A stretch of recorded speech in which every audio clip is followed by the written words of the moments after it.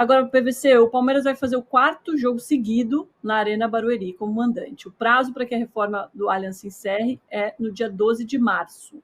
E aí pode ficar sem a sua casa no mata-mata do estadual, hein? Então, aí há visões diferentes de Palmeiras e de W Torre até aqui, e a gente vai ter que entender o que vai acontecer até o início das semifinais. O Palmeiras já avisou que não jogará as quartas de final no Allianz Parque, jogará em Barueri. Mas a W Torre não disse que não daria tempo. Agora, para dar tempo de jogar a semifinal, teria que estar pronto ontem. Então, quando o Palmeiras disse na sexta-feira passada que não ia jogar, a W Torre dizia que podia dar tempo, mas não está pronto hoje, então não tem 10 dias para anunciar as quartas de final. Nesse ponto, o Palmeiras falou a verdade. Agora, a ideia é tentar recuperar para as semifinais. E o Palmeiras já está dizendo que não vai dar tempo para as semifinais. Possível que não dê mesmo. E se você conversa com a torcida e com a W Torre, todo mundo quer que seja pelo menos a final. Mas tem uma hipótese ainda de ser semifinal no Allianz Parque. Depende do quê? De instalar toda a cortiça que chegou nesse novo gramado e de fazer os testes e aprovação pela Federação Paulista. Na sequência, a aprovação pela FIFA e, antes disso, o treino, porque o Palmeiras diz que fará um treino para que os jogadores avalizem o novo gramado. É possível que dê tempo para a semifinal. Não é uma certeza absoluta. Isto cria também um problema para a W Torre. Qual é? Tem mais de 4 mil sócios proprietários de cadeiras que estão protestando e procurando a W Torre para entender como eles serão ressarcidos deste prejuízo. Por quê? Você compra uma cadeira para se sentar na cadeira no principal jogo. E aí o principal jogo não tem. É em Barueri, onde o proprietário de cadeira não tem cadeira. Então tem que haver um ressarcimento, sim, para estes sócios proprietários de cadeiras. Acontece que a primeira missão é colocar o gramado em ordem para poder voltar a jogar no Allianz Parque. E isso, o certo era ser nas quartas de final. Não será nas quartas, tem que tentar ser na semifinal. A W Torre ainda diz que pode conseguir fazer na semifinal. E aí tem mais uma questão envolvendo o gramado, que agora tem essa Comissão Nacional de Clubes, que foi eleita ontem, com Atlético Goianiense, Fluminense, Fortaleza, Inter e São Paulo. E aí a CBF convocou uma comissão de médicos para analisar esse tema do gramado sintético junto com essa comissão e também prometeu contratar uma consultoria internacional para estudar o caso, assim como o Palmeiras também está fazendo, uma consultoria para provar que o gramado sintético não traz mais lesões.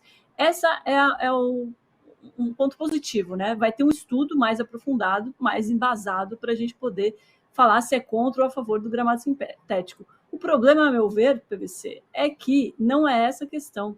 Porque em alguns estádios, como o do Palmeiras, qual seria a outra opção? Não tem outra opção. E aí a investigação, em vez de ser como vamos melhorar, no geral, todos os gramados, que são a maioria, fica um foco no gramado sintético. E como até o Textor disse, abre aspas, ele falou assim, não jogaremos em campo de bezerro, fecha aspas. Porque é isso, né? Até o Fluminense, que é um dos que mais bate na questão do gramado sintético, não consegue evitar que o Maracanã fique um campo de bezerro. Olha só, como um outro personagem estrangeiro importante no futebol brasileiro faz uma crítica pesada e ninguém está dizendo que ele está querendo sujar a imagem do futebol brasileiro. Onde é que tem campo de bezerro? Não, tem campo de bezerro.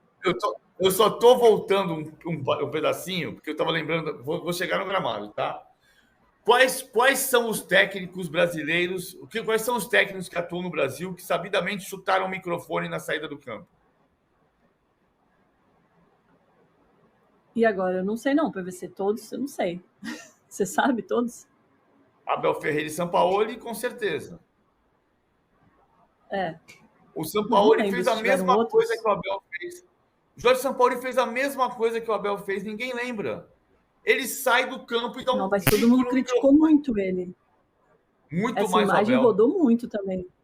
Não, porque Essa o Abel faz imagem... constantemente. Não, constantemente quantas vezes? Quais foram os jogos? Não chutar o microfone, mas compara o tempo do Abel no futebol brasileiro com o tempo do Sampaoli. Então, tudo bem, o que você faz? O São Paulo veio para cá em 2019. O Abel chegou em 20. É que o São Paulo teve passagem por 3 clubes: Santos, Atlético Mineiro e Flamengo. São 3 passagens. Vamos lá. O questão do gramado. Eu só estou comparando a bendita o que o Textor falou sobre o gramado. Ele tem toda a razão. E ele tem todo o direito de usar a expressão que ele quiser usar. Eu só estou dizendo que quando um personagem estrangeiro vai para outro país e participa de uma atividade profissional naquele país, ele tem todo o direito de fazer as observações, porque as observações são para ajudar aquele lugar, como o Arsene Wenger fez na Inglaterra. O Textor está falando sobre o gramado porque está se criando uma questão que, no meu ponto de vista, os gramados têm que ser todos naturais. Só que você tem que dar um prazo, digamos, de 3 anos para fazer isso. Como se fez na Holanda. A Holanda proibiu em 2024, 2023 os gramados artificiais, e isso vai ter efeito a partir da temporada 2025 e 26. Aliás, proibiu em 23 para parar em 25 e 26. Então você tem 3 anos de carência para resolver e adaptar a situação. Dificilmente isso vai mudar para o ano que vem. Agora, algumas ponderações. Primeiro, eu tenho um levantamento aqui de 41 jogadores que desfalcaram seus clubes em 2023 durante o Brasileirão, e algumas dessas lesões foram em 2022, e dessas lesões, 41 lesões levantadas, 37 foram em gramado natural e 41 em sintético. Isso por quê? Porque o futebol brasileiro tem uma divisão de gramados, como o Textor está chamando a atenção, categorias de gramado no futebol brasileiro: os naturais, os sintéticos e os esburacados. E você se machuca no gramado esburacado. O Bruno Henrique, por exemplo, se machucou no gramado esburacado do Maracanã e ficou quase 10 meses fora.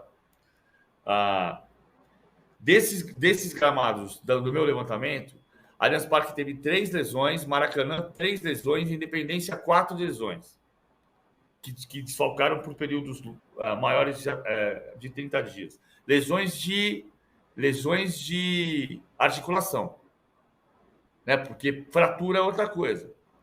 Fratura pode ser choque. Pega a agenda de shows divulgada de Caetano Veloso e Maria Bethânia, divulgada ontem. Estou pegando isso só como exemplo, porque a divulgação dessa agenda foi ontem.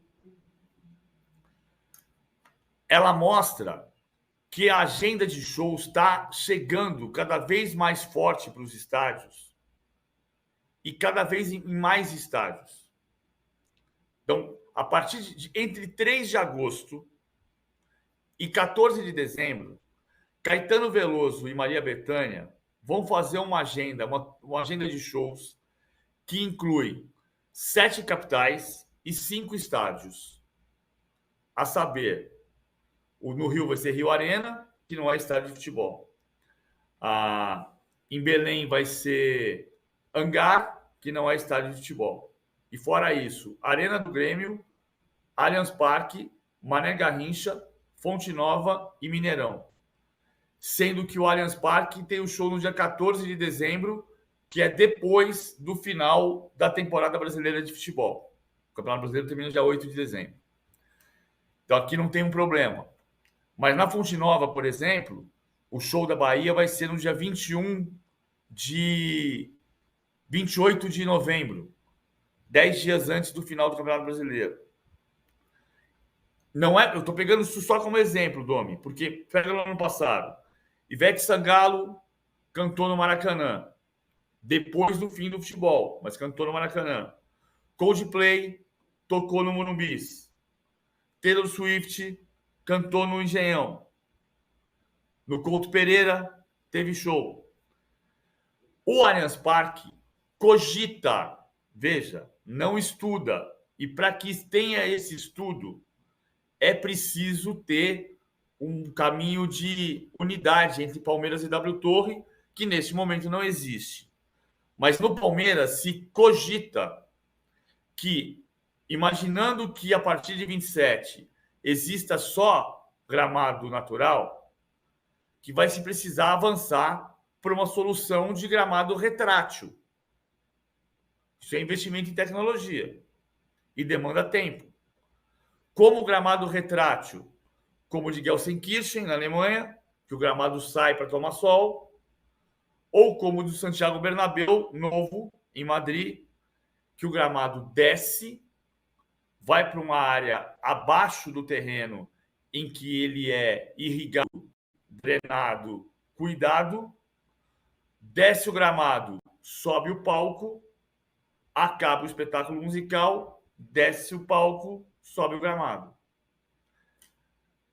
Essa é uma solução que o Palmeiras começa a pensar, começa a esboçar, mas que pode ser um esboço necessário para todos os clubes. Porque se esse avanço, por exemplo, o Morumbis tem um acordo com a Live Nations, que é para trazer shows para cá. A Neoquímica Arena, no ano passado, teve o show do Thiaguinho. Foi depois do final do Campeonato Brasileiro. Mas teve show do Thiaguinho. Então não é mais uma especificidade de um estádio. E, independentemente de ser o gramado retrátil, ele precisa ser bom. E no Brasil, o gramado não é bom. A gente faz questão de desmentir Pedro Vaz de Caminha, que escreveu ao rei de Portugal que nesta terra, em se plantando, tudo dá, menos grama. Ó, Isaías Santos, dos Estados Unidos, manda uma mensagem para a gente. Muito obrigada. Se o gramado sintético é tão bom, Domi, por que a Europa está banindo o sintético? Porque aqui nos Estados Unidos a NFL também está discutindo vetar o sintético. Eu acho difícil a gente comparar o Brasil com a Europa nesse momento. A quantidade de jogos que a gente tem aqui é o dobro, infinitamente maior. E tem a questão que os outros campos de grama não são bons. Eu acho que o foco da CBF, da comissão, deveria assim, bom, quando todos os campos da Série A de grama natural estiverem perfeitos, aí beleza, vamos banir então o sintético. Mas por enquanto não dá para fazer isso.